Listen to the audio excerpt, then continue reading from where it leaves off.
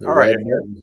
If you're thinking about getting a home in Sandpoint and you don't have a loan, well, you don't want to miss out on your dream home. Many buyers they unknowingly make critical mistakes when securing their mortgage, and these mistakes can cost you time, money, and even the perfect property. So in this video, Sean Kramer and we are going to reveal the top 5 mistakes that home buyers make when they get a loan, and these are mistakes that people don't talk about. So we're going to talk about how you can avoid them and confidently move forward in the home buying journey without fearing of losing out. How are we doing today, Sean? Good, Ben. Good. Yeah. For anybody watching, there's a lot of stuff out there. Don't do this, don't do that, don't buy a new car. So what we wanted to bring to you today was some of the less discussed items that are equally as important. So you want me to roll into number 1, Ben? Hold on one second. I got some things on the. There we go. Yeah. So yeah, let's jump into the first one. And actually, before you do, if anyone jumps on and watching this live, make sure you go to the comments and you ask us a question as we're going through this. I will be monitoring the questions. We want your input. We want this to be interactive. So please go ahead and drop us some comments. And Sean, take us into the first mistake that people do. Okay, so I know we said we're going to talk about the less discussed items, but number 1 is discussed, but it's so important. It's just preparation. Seeking out financing and a pre-approval before you go get active in making an offer on a property is absolutely critical. Finding out what the financing terms look like after you're in contract is a pretty scary prospect, and it sometimes doesn't work out very well. We've certainly seen that, Ben. I can share a recent story. Somebody they got into contract, pursued financing afterward, and it was a new condo project. And they had no idea that any of the mainstream conventional financing was unavailable for that property, and so they were surprised with the terms that would be required to finance a property like that, and it did impact their decision. So just one example of many, but that preparation is critical. It also puts you in a good position to know that the offer you're making is the one that's going to work for you. Yeah, and real quick, because I have another story I thought you were going to go with. They bought waterfront with my team member. They didn't do the prep work. They came to you after making the offer. You know who I'm talking about. I do. Yeah, share us that story. I think that's a really good story because they didn't come in prepared, and there was a big struggle, not just with them getting the offer accepted, but it was the entire length of the contract with the agent. And then that's putting stress on the selling agent and the sellers, the strain that you went through. I mean, I felt like I went through this with you guys, and it was exhausting for me, and I wasn't even part of the transaction. So tell us a little bit about that. Yeah, I had no gray hair in my beard prior to that one. That was, again, same situation. They went into contract on a property, sort of convinced that they would qualify, and they did, but they didn't have experience buying anything in that price point. So they didn't understand what the down payment requirements would look like. And the result was a tax implication that they didn't want any part of. It was pretty significant. And so there was a pivot to, selling another property to avoid, liquidating assets that would create these big penalties and taxes. And it was just a big juggle. And the seller almost did not stay along for the ride. The seller was, right on the edge of saying, hey, forget about this. We're just going to go back to market. And they did. They, ultimately, we found a path, and they did close on that home and got to finish the summer on the dock. But there was a lot of heartburn that could have been avoided with some preparation, for sure. Yeah, and these specific clients, there's I'm looking on our list of the top 5 mistakes, and they hit kind of a couple of these. So we might bring them back up again later, but uh, yeah, not being prepared, and that's this first topic, is not being prepared, not doing the legwork ahead of time. Obviously, if these guys came to you, got you the documents, you go over the scenarios, you guys could have put an offer together, and the entire process just would have been a whole lot smoother. Um, Yeah, we'll and, get and into being prepared for anybody watching, it's a no obligation, it's a no cost. right. We do soft pulls, so there's no impact, no inquiries that show up on your credit report. So it's really something that you can exercise with no give, or no give. It's just all receiving of information. There's no cost on your part. It's worthwhile doing. Well, in addition to no cost, there's no commitment. They're not No, signing a yeah, contract with you saying, Sean, I'm going to work with you during this period of time, and I'm going to get a loan in this period of time. It's yep, just research. It's what are my options? It's kind of you're just game planning. It's like football or baseball. You have a game plan for what you're going to do against that opponent, and that's all this is. It's getting you the information, you letting them know and brainstorming with them the best path forward with them. And there's no obligation or money involved. Like, how great is that, where you can go get advice and you don't have to pay anything up front? yeah, and a lot of times where we see it is the folks they're well qualified and they know, hey, I'll be approved, and they're not wrong, but it's the details, right? And what do the terms look like, and all of those things can influence what you might want to pay for a property. And so it's just, being armed with the information just puts you in the best position possible to make the right choice. Well, you just hit it right there. Like, if you take anything away from this first topic, it is the people that know that they have the money, they're qualified, but they have funds maybe somewhere else and they have to pull from there. Going back to this client that we talked about, they were well qualified. They have money. This isn't their first rodeo, but they just assumed, and I say this all the time, we know what assuming makes an ass out of you and me. Yeah. And sure enough, unfortunately for you and Whitney, I'm sure you guys did look like asses to the other side. Um, and it's just because they went in thinking, I got this. This is going to be a piece of cake. No problem. We're just going to do X, Y, and Z, and not realizing that there's guidelines and things, and there's so much that goes into it that it impacts what you can and cannot do. That made this a lot more chaotic than it had to be. Yeah. Yeah, definitely. So what I want to do before we go on to number 2 here is I want to give everyone a bonus, and I messed up because I wanted to say in the beginning of the video that I had a bonus for you. Sean, I didn't even tell you about this. Oh. But this is actually technically 6 common mistakes that people make. I want to throw the bonus in now just because I'm so excited about this, because you spoke to one of my clients last week and you told me they had a question, you answered it, and I love the way that you answered it, that I knew I wanted to throw it in here. So right now I'm the client, I'm talking to you, Sean, and I'm doing that prep work, and I ask you one question: what is your rate? How did you respond to that? Yeah. The what's your rate question. So I get it, guys. I'd be curious too. If I wasn't in this business, I would be asking the same question. But I think it's really important to understand a couple of things around it. Um, there's a ton of factors that influence interest rate, and then you combine that with a ton of different loan programs. And honestly, if I gave somebody the honest answer, it would be I probably have 5,000 of them, right? But I don't know enough about your circumstances to answer that accurately. And the appropriate time to ask that question is at the completion of the pre-approval. At that point, your loan officer understands the circumstances. They're not guessing, and they can give you an accurate answer to that question.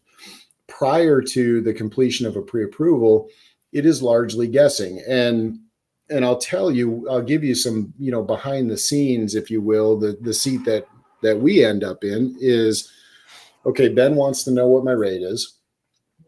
I don't know who else he's been talking with, and I don't know anything about Ben. I've been talking to Wells Fargo. Okay. So, if I give Ben a rate on the lower end of the spectrum of where I think it might be, he's probably going to keep talking to me. And I run the risk of, when I actually gain the understanding of Ben's circumstances, he can't have that rate. It's higher. And now Ben's going to be upset. He's going to feel like I bait and switched him. All of these things I would never want. Well, the opposite end of the spectrum is I err on the side of caution, and I say, Ben, your rate's probably somewhere up here on the higher end of the scale. Well, now Ben doesn't call me back. He doesn't talk to me anymore because he thinks I'm expensive. And so it's a challenging position to be in. And the way most of the industry approaches it is that first one. They shoot the lowest number, assuming all the best, assuming all the fees, everything that comes along with that, and then try to, address it later. Or they say, yeah, you get this rate, but they didn't say that they had to buy 3 points to get it. Happens all the time. The only reason we even care about interest rate is because of the dollar meaning attached to it. So, looking at understanding the costs associated with that rate are very important. But it's a great question. It's one that's absolutely worth asking. I think it's just really important for anybody watching to understand that the answer you get is going to be a complete guess if that loan officer, it doesn't have an application, doesn't have your documents, and doesn't understand your circumstances. So I would just encourage everybody, not to make decisions on who you work with based on that 5-minute phone call and what's your rate, because that could all change. Yeah, I mean, that's the golden nugget to this entire video is, what's your rate? And if a loan officer tells you in 5 minutes what your rate is going to be, just know he's probably full of crap. I was going to say something else, but I don't know if YouTube flags us. Yeah. So if anybody watching calls me and asks me that question, that's the answer you're going to get. It's not that I'm withholding it from you. It's just that, this is a big deal. It's a new home. It's hundreds of thousands of dollars. A mortgage is a contract for 30 years. I want to give you accurate information. I don't want you going out and making decisions based on my guess. So. All right, cool. Now that I sidetracked us, let's get back on to the second thing, the second most common thing that people do that messes up their loan, and that's knowing who you're working with. Tell us a little bit about that, Sean. What does that mean? Yeah. So, knowing who you're working with is really important. Me and my team, we see transactions every month that have fallen apart somewhere else. And there's a fairly consistent trend is, when you go look at the loan officer that was doing that loan originally and it didn't work out, they don't do a lot, or they haven't been doing it very long, or you see the reviews are kind of mixed. So, again, anybody can hop on a call and be friendly for 5 minutes and spit out some low rate, but understanding who you're working with, do they have experience? Do they have a track record? What do their past customers say about their performance? Will save you a ton of heartache, because you'll know that person that's working for you knows what they're doing, and they're passionate about taking care of their clients. So that's the knowing who you're working with part. Super, super important. And I don't know if this fits in this section perfectly, but I'm going to bring it up because it came to mind. The best loan officers that I worked with as a consumer and as a real estate agent is the ones where I get their cell phone number. If I don't get their cell phone number, it's always been a bad experience because I cannot get a hold of them outside business hours. And nothing against those loan officers that work from 9 to 5, but in real estate, something might come up, or maybe you have a wonky schedule where you're more available in the evening time. well, you personally, but it's after hours for your loan officer, and you're missing that communication. So I kind of, to me, this kind of fits into this a little bit, because having that communication, knowing that you're going to be there for me on off hours is super important. Yeah, and I would bring it back to hashtag shop local. Yeah, The things that we talked about on the what's your rate, and as it's sort of a lack of transparency theme to it. There's a lot of great people in this industry, um, and overwhelmingly they're the people that are local to you. The times where you see the less than transparent things happen is really with the lender that is, it's somebody on the phone in some other state, who knows where, and there's just no accountability. If I tell somebody something, um, I need to stand by it, because we probably bump into each other at the grocery store. Like, that's right. I'm accountable to my community, and that's true for anybody you work with that is local. They're accountable to their community too, and you'll always get the best outcome working with somebody who's accountable to their community. Yeah, definitely. And real quick, I know we have some viewers. If you guys have any questions about just loans in general, I know we're talking about common mistakes. Well, actually, we're going deeper. We're not, because common mistakes is don't switch jobs, don't go buy the yachts and furniture for the new house. Like, that's our common. We're not talking about that. But if you have questions about it and you're watching this live, ask us. If you have questions about anything with buying a house with a loan, now is the time. I have the comment section up. Sean and I, we can certainly answer. We love the interaction and the questions. So I just wanted to throw that out there, as I see we have some people currently watching. Yeah. So let's move on to number 3. And I like this one. We have a story too, but tell your loan officer the entire story. Yes. Yes. Super important. And I gotta be honest, this is going to be a lot like the preparing. This really pertains to all of you well qualified folks. That first time home buyer that's never done this before, they're generally just tell you everything, and Everybody. what about this, and I'm worried about that. It's really the people that are more seasoned, they have the experience, can sometimes take the need to know basis approach, and it can be devastating. There's a lot of nuances. The guidelines for Fannie Mae are about 1,400 pages of guidelines, and so there are things that somebody who's not in the industry are just not going to know are even important. I'll give you an example of one that happens all the time. Is people they'll work for a company, all right, and they'll say, I'm employed by this company and I make this much money, and whatever else, and the documentation comes in, and they work for that company, but not as a W-2 employee, as a 1099 employee. Well, that changes everything. Now, from a lending seat, you're self-employed. You're not an employee. So there's a lot of details that can trip people up. So just being transparent. Your loan officer is your advocate, right? And so if you tell somebody the whole story, they're in a position to make sure, not only do you prevent any surprises that are unwanted, but also that you're in the right program to meet your overall goals. So super, super important. The need to know basis approach will hurt you. It'll never help you. Yeah, and you touched a little bit on this, on the story. So the one client we had 2-3 years ago, um, he, he was 1099, owned his own business, and it was his taxes were showing a lot less, like well qualified, lots of money, but and I vaguely remember, but I seem to recall the taxes had to be filed a certain way, and luckily he hadn't done it yet.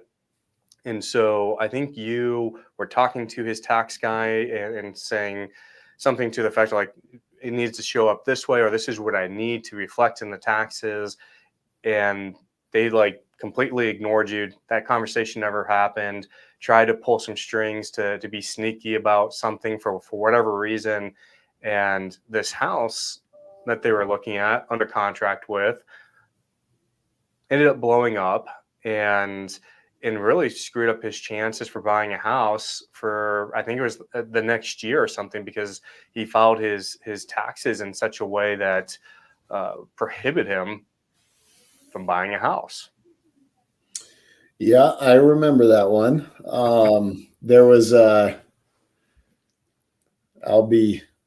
I'll be careful, but it was essentially because of the way that the taxes had been done, there was not enough income to work with. Some of the alternatives with bank statement programs and things weren't going to be a fit either. And so I had given the feedback of, in order to buy a home in the price range you think you need to be in to find something you like, you need to show, net revenues in this range, which means you're gonna have to write off less things, right? You can't change the top line. A business earns what it earns, but those write-offs, it's beyond American to pay more taxes than you have to. I get it, but that was the feedback I gave him, and the question that I received back was, what if I got a W-2 job?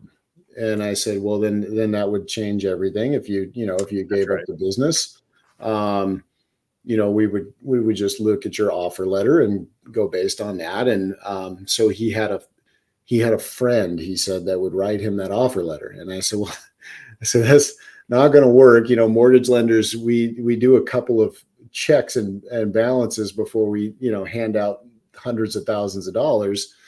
And never heard back. And what ended up happening is he called that friend and got that offer letter and went to a different lender with it and went down the path for however many weeks and appraisal and inspection, blah, blah, blah. I was the other agent. I was on that train.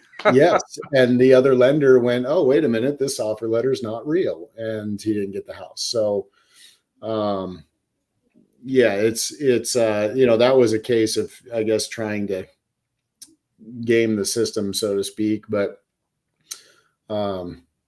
yeah, full story transparency will always help you, because if you've done number two and who you're working with and they're verified and experienced and are going to work hard for you, they're going to take that information, they're going to put it to your benefit. Yep. All right, I want to take one more second here. If you guys are thinking about buying or selling, investing, or coming to Sandpoint, I'd love to talk to you. I have people reaching out to me every week, just like you, and they're asking these questions, and I'm helping them find a house. And I'll talk for Sean. If you're looking to buy a house up here, reach out to him. And I want to make it clear, you don't have to work with both of us. We're both different companies. But Sean, he is great. He's knowledgeable and just a down-to-earth guy. So if you guys are thinking about coming up this way, my phone number is 208-400-6162. Sean's 425 802-2507. Yep. Sorry. Some days I remember it. I was going to be impressed if you did. Yep. Yeah. All right. Well, let's move on to number 4. Do you want to take that, Sean?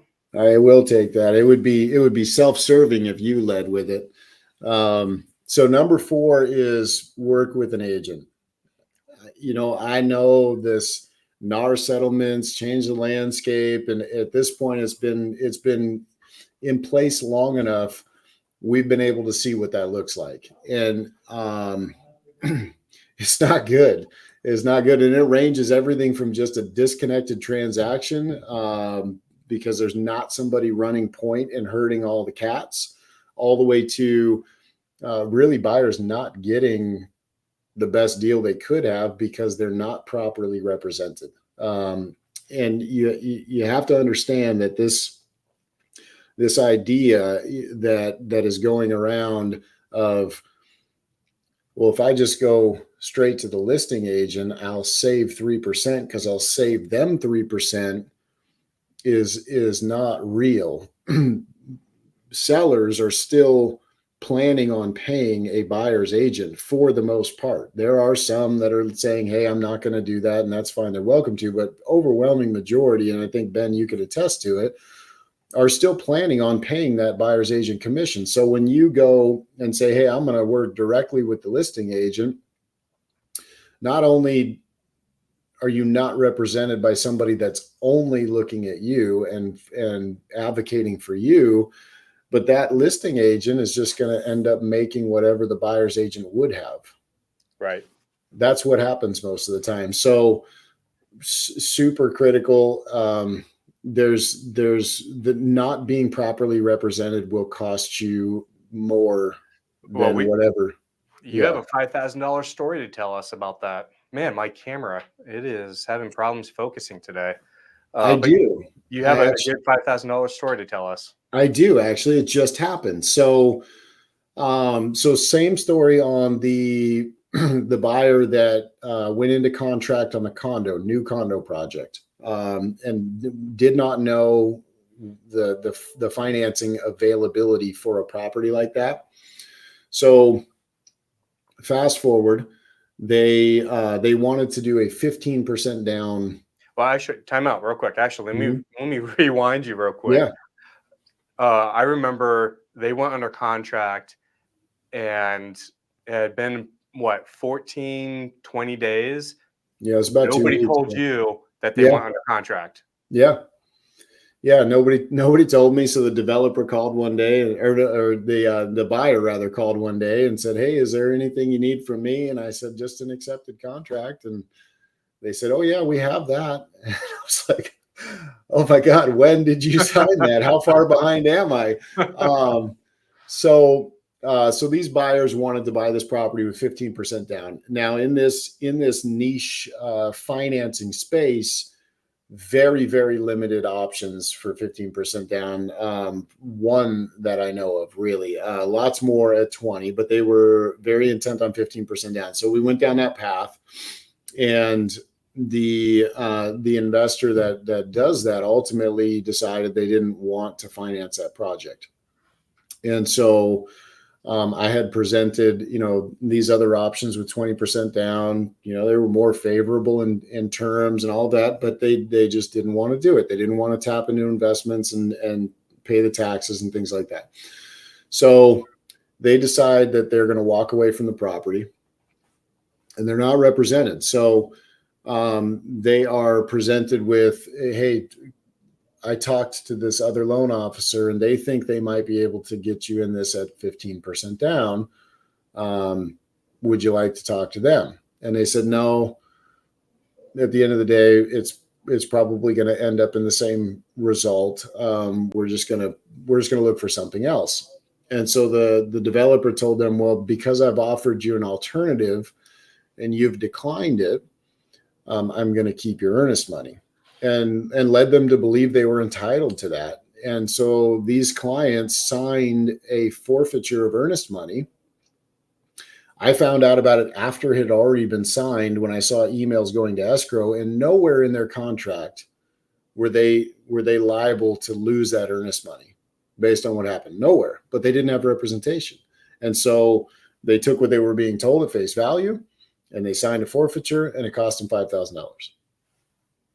Yeah, that's just horrible. An expensive life lesson learned right there. Yeah, and that one really hits all three. That not preparing, not being represented. There's kind of a combination of things that went into that one. Yeah, for sure. And just real quick, let's take a couple seconds to just recap what we've talked about so far. So we have the first one, just not being prepared. 2, not knowing who you're working with. Number 3 was telling your loan officer the entire story. Number 4, working with a real estate agent. There's been a couple FSBOs. That's a term that we call a for sale by owner, when you do it on your own without a real estate agent. This isn't the only one that I've heard where it's gone sideways. So I think those are all 4 really good topics that we've talked about. There was the nugget in there that we gave, and it's, what's your rate? Sean went into that. So we've covered a lot of good stuff. We have number 5, and speed matters. Speed does matter. So it matters. So we like to go fast. I'm an impatient person. Everything I've ever wanted, I wanted yesterday. So I just assume everybody else is the same way. So we don't make people wait around in the pre-approval process. It's, generally when we have an application and documents, you're pre-approved and the details of the options that same day.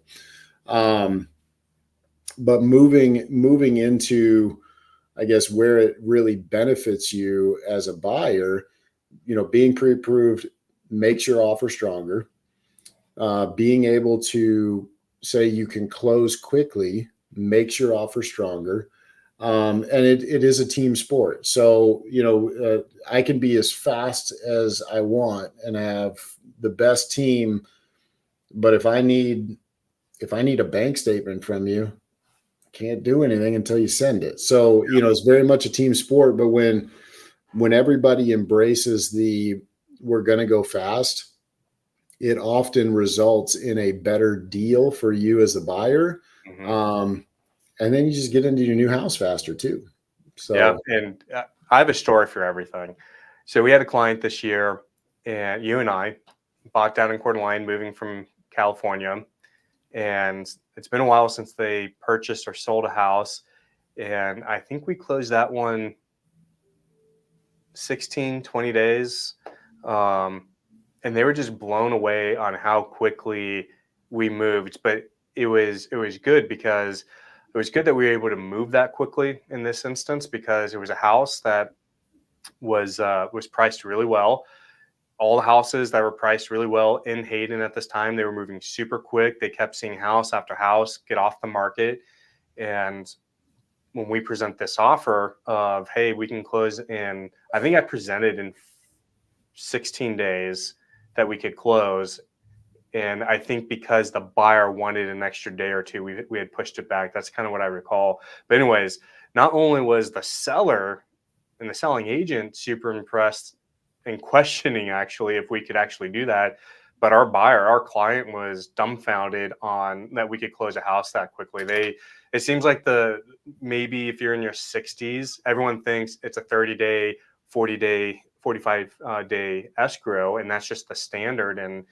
And I guess if you're not working with Sean, that is the standard, is 30 to 45 days is what you can do. But knowing when you're in a competitive market, having somebody, this is what they do, and they can work quickly, can make a huge difference. And let me put this a little bit in perspective to you. And I hate picking on Wells Fargo and Rocket Mortgage and those guys, but it's just the truth, and the truth hurts.